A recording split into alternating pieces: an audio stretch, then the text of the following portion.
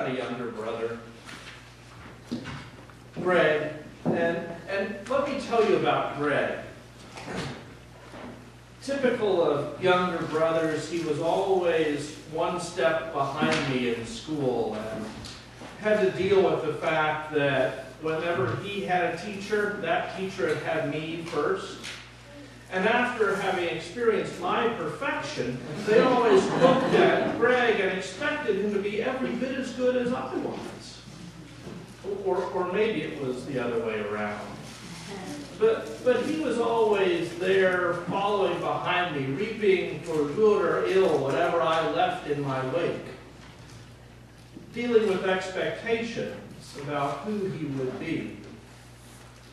Now, I've got to tell you that my brother Greg has turned out just fine. He is, in fact, also a pastor down in Virginia.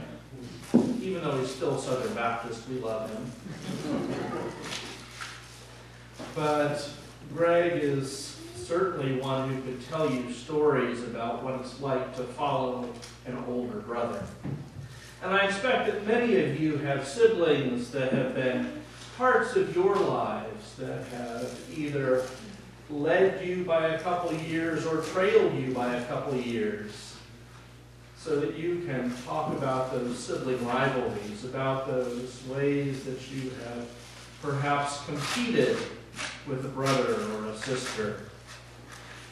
And that's what we find really in today's gospel reading. We find a story of two siblings, the older and the younger. And the younger one is the one who is feeling put upon, realizing that despite the hard work that he does, all of this is really going to go for his older brother. The rules of inheritance in the ancient Jewish world were such that the oldest sibling would get 2/3 of everything, and everybody else could share whatever was left over. We don't know how many siblings there actually are in this story. Of course, the beauty of this story is that it is just a story, that Jesus was making it up as he went along, as he so often did, telling, for instance, giving a parable, explaining something to the people. And so Jesus spins this yarn of the younger brother who convinces his father to give him his inheritance, who then goes out and spends it wildly, drunkenly, debauchedly. It's a big smile you've got on your face there, Art. You must be enjoying this image.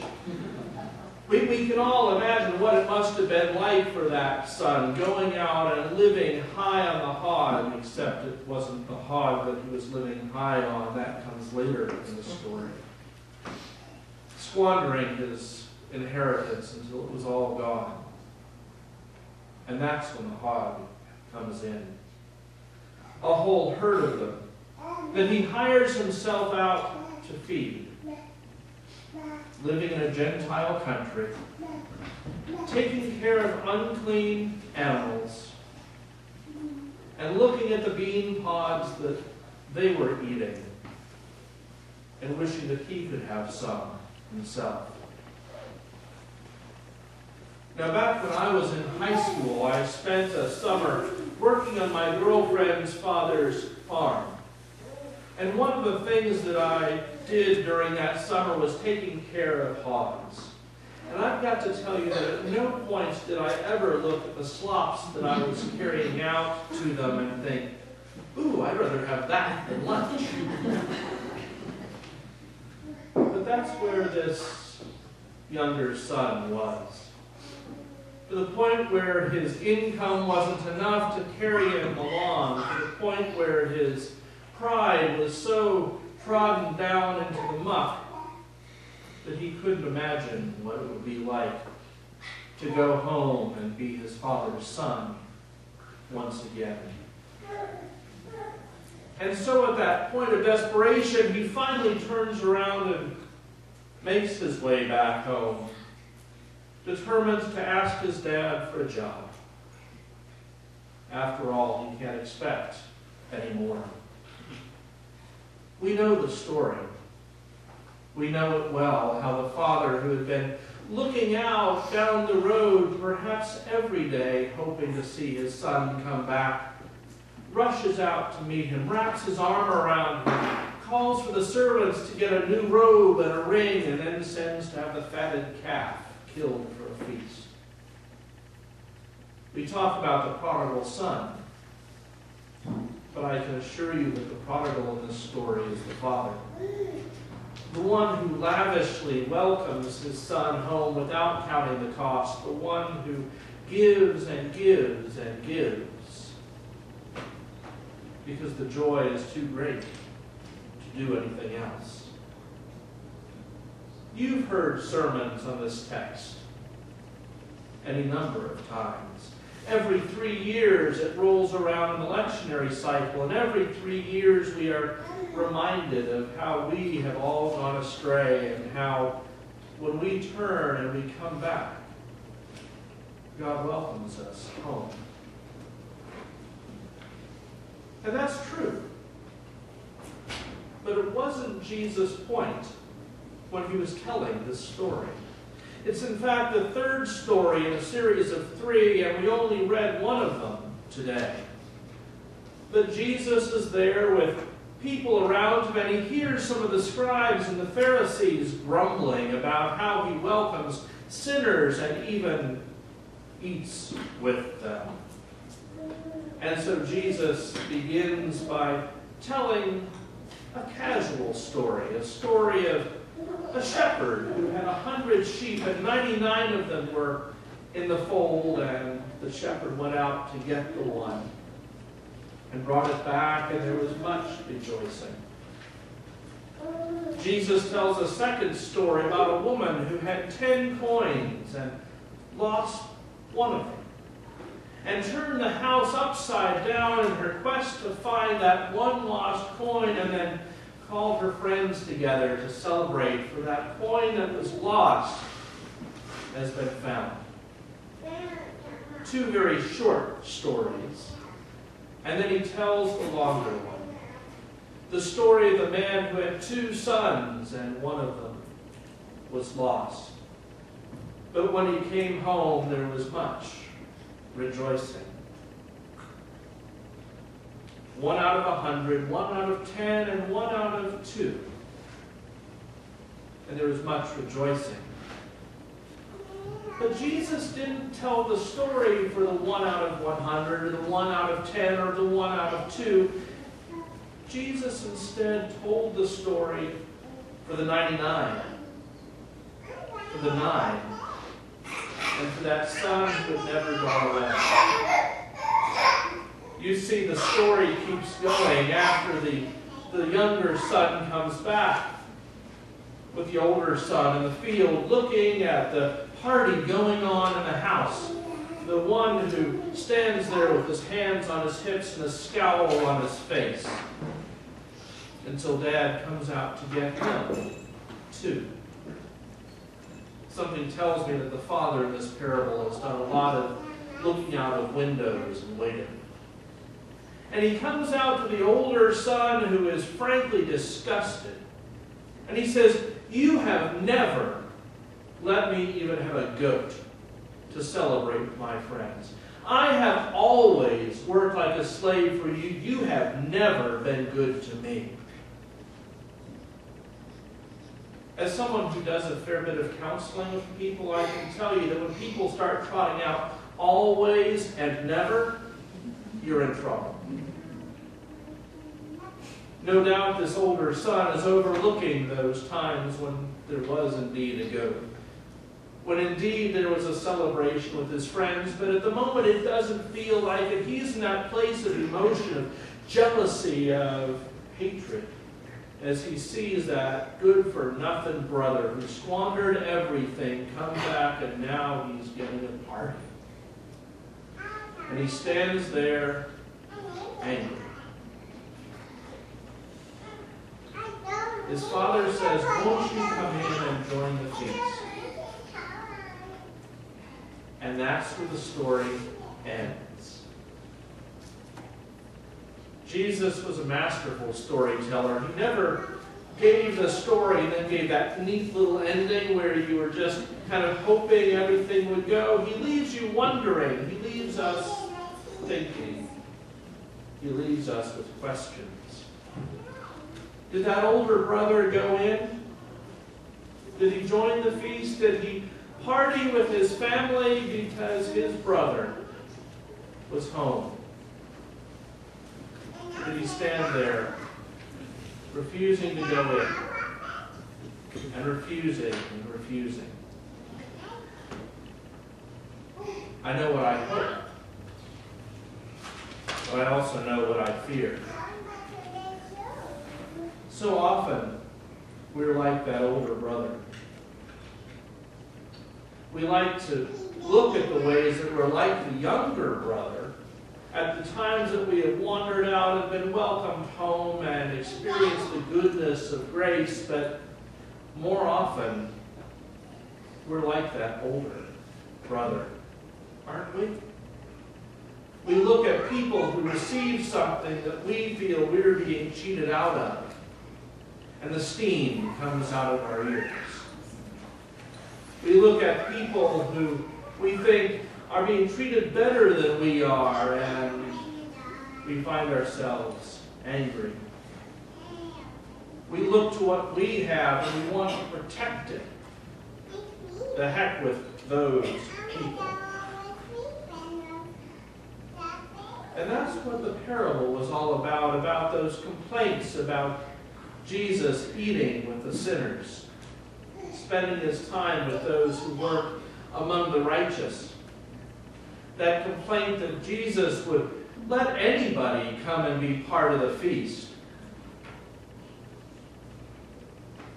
Sometimes we do that too. We tell ourselves that the reign of God, the family of faith is open to absolutely anybody, but let the wrong person walk through the doors. And sometimes the church doesn't respond so well. Now, I'm not saying that about our congregation necessarily, but about the whole Church of Jesus Christ. We tend to live in pockets where we worship with people who are like us. It's comfortable. It's easy to open the doors and say, y'all come and let people who are just like us wander in. But you know, in this congregation, we do a pretty good job of welcoming people in.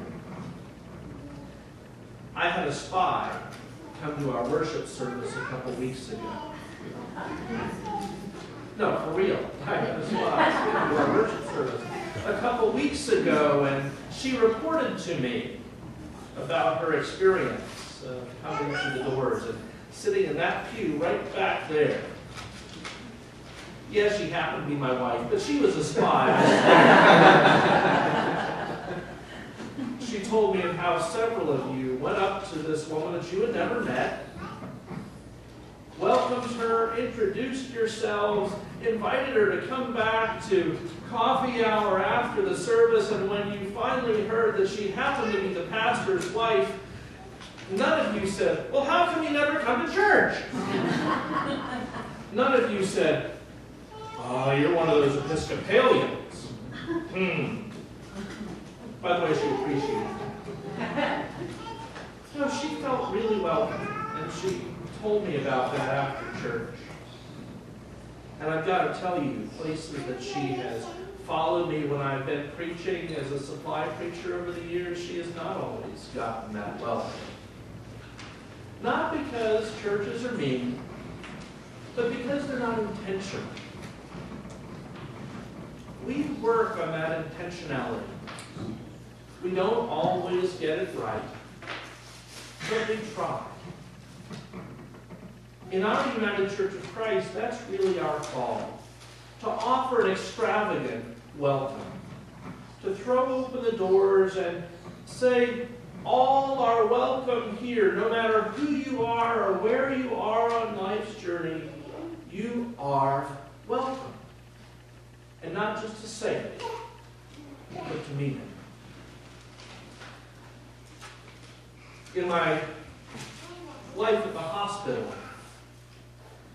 I work with Catholic Eucharistic ministers who take the Eucharist from the church and bring it to the hospital to share it with Catholic patients. And of course, within the Catholic Church, the official teaching is that the Eucharist is only for those who are Catholic. Within the Protestant tradition, we have other churches who say that you're only welcome to the table if you're part of their tradition as well. There are even Protestant churches that say you are only welcome to the table if you are a member of that particular congregation in good standing. And the in good standing part is important because you better not have hacked off the pastor and preached the preach. That's not how we do things here. We're invited to a feast. It's as though the fatted calf had been killed for us, but the party is for all. I always like to tell people that our table is the place where we encounter Jesus. That it's open for everyone who wants to experience the presence of Christ in the breaking of bread and the sharing of the cup.